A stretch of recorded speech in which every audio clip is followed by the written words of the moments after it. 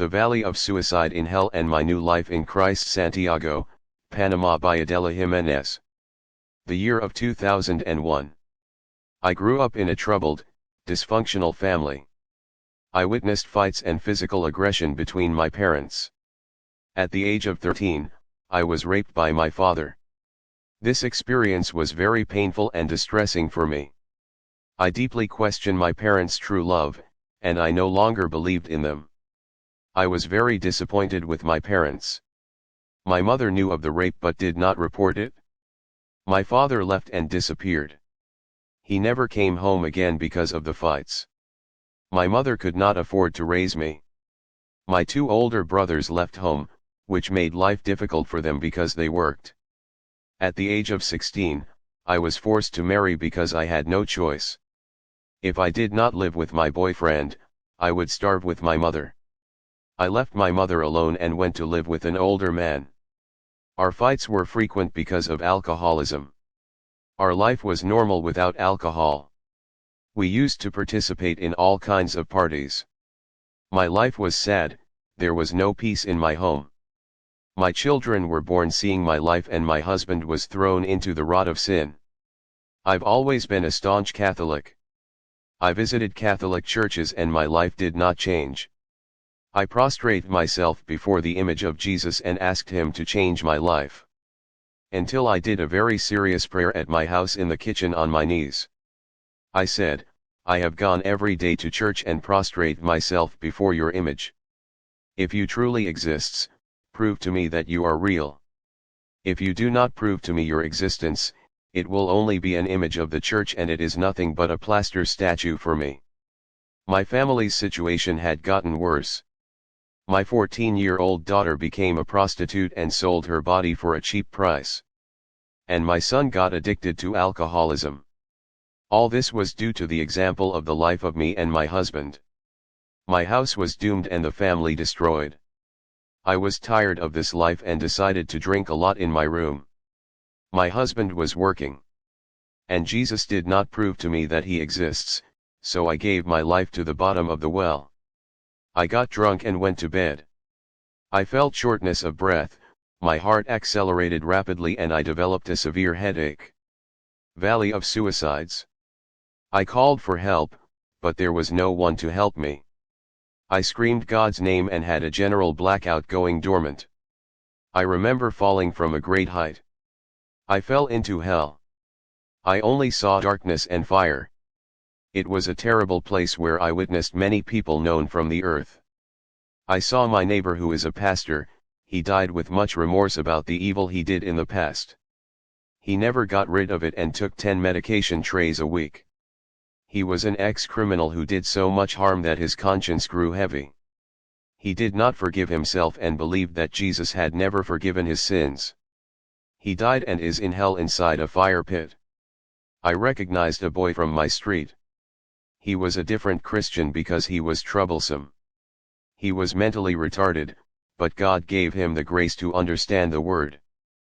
But the young people treated him as a special person who deserves care despite his troubled temperament. He did not accept himself and wanted to be different. He had cut his wrists with his knife and bled to death.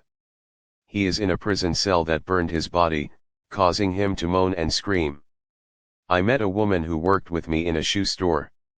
This woman was dating the shop owner. They were engaged, but the businessman broke the engagement with her. This woman saw her life projects fail without him. She hanged herself with a rope. And when she came to hell, the demons hanged her with a bow full of thorns. She cried to the point of sobbing. I passed a cell where I witnessed a man who was rich on earth. When he was alive, he bought a factory and invested a lot of money. His factory went bankrupt. He was depressed and shot himself in the head. He's in a torture room in hell. I saw an old man being crushed by the giant demons that trod on his body. This old man was a church elder and self-condemned for letting his wife die in the past.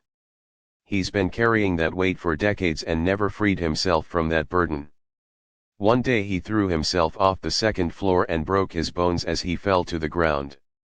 I also saw him in hell. I passed a place where I saw a homosexual who was rejected by his family. He suffered prejudice from society. And he threw himself in front of a car. The demons with their blades ripped off his skin and his genitals.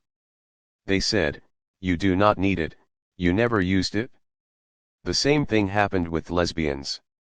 They plucked out their genitals and said, "You have despised your femininity." The devil stripped them from head to toe and left them as skeletons only. I went to another place and saw a man burning in flames. His body felt like a burning ember. He was handicapped in one arm and could not work. This man killed himself by taking caustic soda. When I associated the facts, I realized that everyone there had killed himself. I realized I was in the suicide valley. The demon sliced meats of the people in that place. I saw my mother suffering in hell. She died of cirrhosis. I was not living with her any longer. The demons made her drink all the acid that broke her stomach. Jesus appears in hell. A white man appeared in that place and the demons fled from his presence. His radiance was so great that it illuminated the darkness of hell. He looked at me and said, "I'm real, you ask to prove my existence. I'm not that sculptured image." The light of Jesus grew weaker so that I could see. He said, "Follow me, before returning to earth." Strife. I ask you to tell the church to avoid conflicts between them with unpleasant discussions. The brothers have to learn to solve the differences and situations of both parties. They have to come to a personal agreement. Those who get lost are all arguing. They fall into the snare of the devil. Know how to listen to your brother before you judge him and make a decision that will harm him. Enter into a dialogue of peace as two holy and converted people. The result of the strife is destruction. Resentment is born and the consequences are disastrous. Before offending your brother, think hard. Pray to God and ask to break your heart until you cool your head. Do not take unreasonable actions like a beast that will harm your fellow man. What is happening in the churches is the rivalry, disunity, and deformation of the image of the neighbor. When someone does not know how to speak properly when it comes to preaching, people do not like it and choose their favorite speakers. Those who speak beautifully are the church leaders. And when I use the humble to speak to the church, he is despised for not having a status in the church and not a big job. The people mock small ones and ridicule those who walk around with torn shoes and old shirts because they cannot afford to dress properly. Praying. The brothers who pray and ask for something from me and have not yet had an answer, they say I cannot hear their prayers. Servant, of course I hear, they need to have patience. I'm not like a sculptured image that you cannot hear. I'm sad about the behavior of my church. I will not listen to your selfish prayers that charge me to do something and fulfill your desires. I want people who humble themselves and learn to wait for the right moment to receive what they ask for. As long as your blessings do not come, I will test your faith. Abraham waited for the promise of having an heir and still believed in the promise that he did not see. His faith was rewarded by the multiplication of his offspring. Abraham died believing and was rewarded for his faith. Return to life. I'll give you one more chance. Jesus took me out of hell and took me home. I was dead, consuming lots of alcoholic beverages. I remembered my mother in hell and I did not think it fair to be there, but the word of God condemns all who do not give their life to Jesus.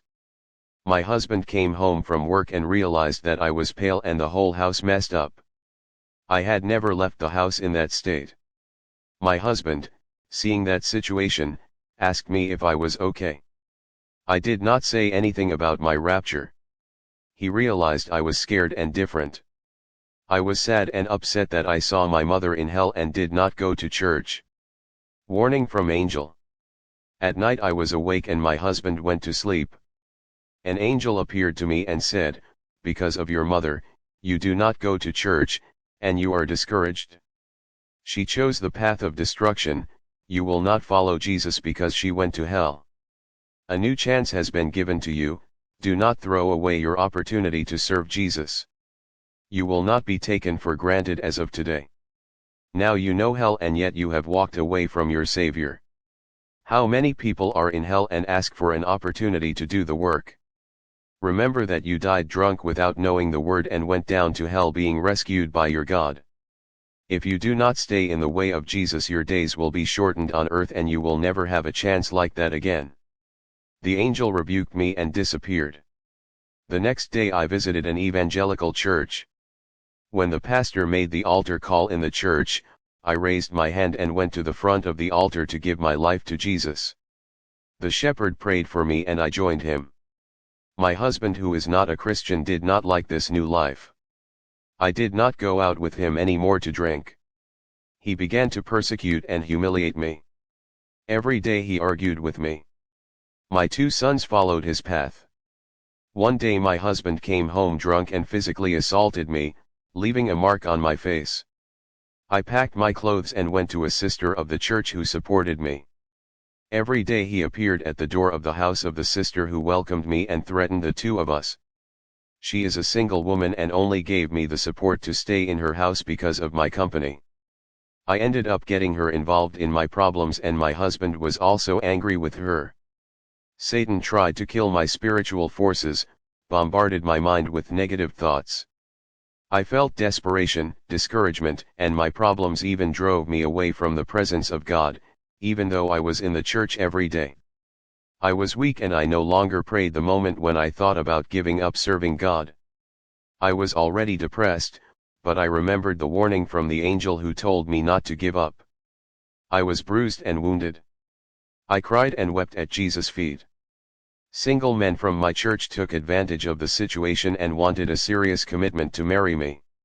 One of them said that I did not deserve a man like that to be happy and would have to rearrange marriage with a man of God. Nothing forbade me to marry a servant of God, for I was not being legally married. I lived only with the father of my children. I thought long and hard about living with a man of God and getting married to do the work. At night the same angel appeared to me and said, "Do not marry another person. God will do great work in your husband's life and show to many who mock you that he is your God."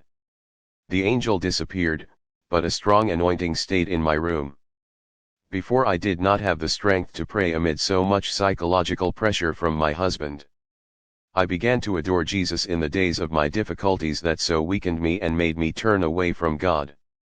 Now the difficulties brought me closer to the presence of God. My motto was kneeling on the floor and win the spiritual battle with my hands lifted up. My remorseful husband was at the gate of the sister's house and asked me to forgive him. He asked if I wanted to go back to the house. He said our kids were homesick. I was reluctant to go back. I was afraid it was a trap for him to kill me. God used a servant of the church and said, "Go, my servant, do not fear, I am with you and have already done the work in his heart. Return to your home." I came back and reconciled with my husband. He had stopped drinking and started going to church with me. I did not accept to be overcome by the demons and I fought for the salvation of my family until my husband at a service surrendered to Jesus. I saw a white dove of light landing on his head. That day he spoke in tongues. We got married in civil law and church so we would not be in adultery. Now my husband and I are struggling for the conversion of our children. They were aggressive with their parents and we suffered a lot from them. Satan was furious having lost us and began to use our children. They sold our properties to support their addictions. I said I will not fight my children, I will not argue, my fight is against the demons that are inducing them to sin. I did not complain, my husband and I interceded for the lives of our children. Months later, my son started going to church and got rid of addictions. He made the decision to serve Jesus and to be baptized. My daughter even became a Christian, but she did not give up prostitution. Until one day the whole church made a cry for her life. The demon of prostitution manifested itself and was driven from her. From that moment my whole home began to serve God. There was peace in my home, God now dwells there. My children married God's people and went and gone from home.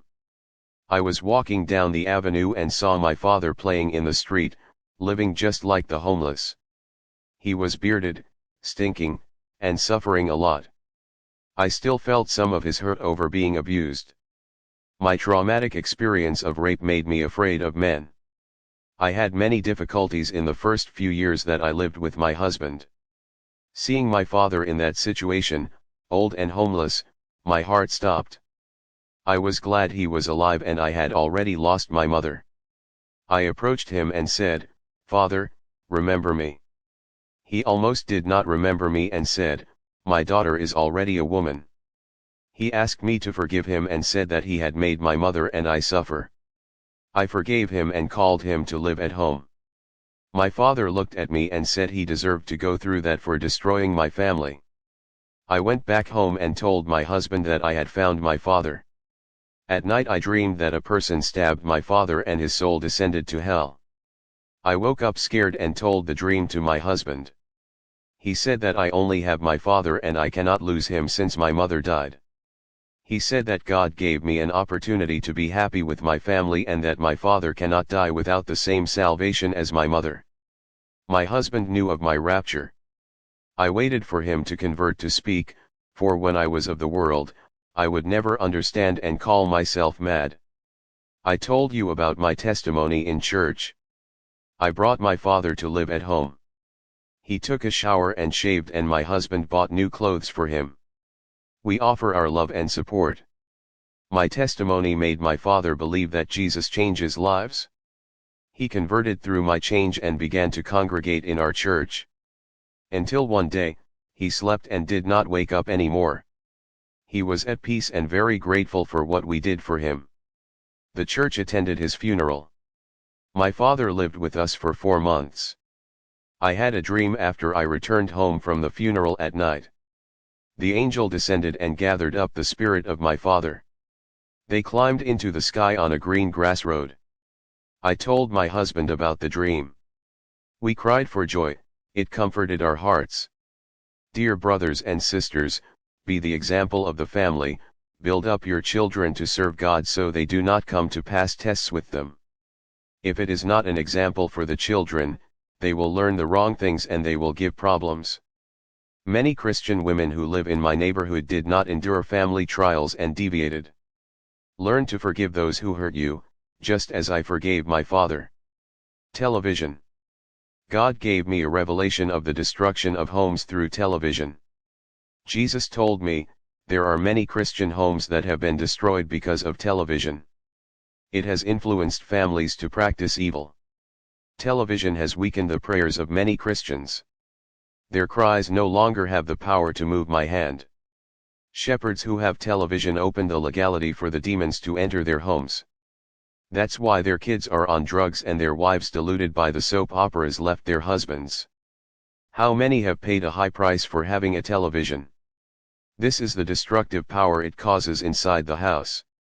I was invited to speak about my testimony in a church. I ended getting up late and missed the bus. I was sad about being late in church. But the next day I learned that the bus I was going to take had hit another vehicle and many passengers were killed. Glory to God for deliverance from things that go wrong with us because God knows what will happen. He knows the future. He is omniscient. I want to leave the peace of the Lord Jesus to all who hear this testimony. Amen.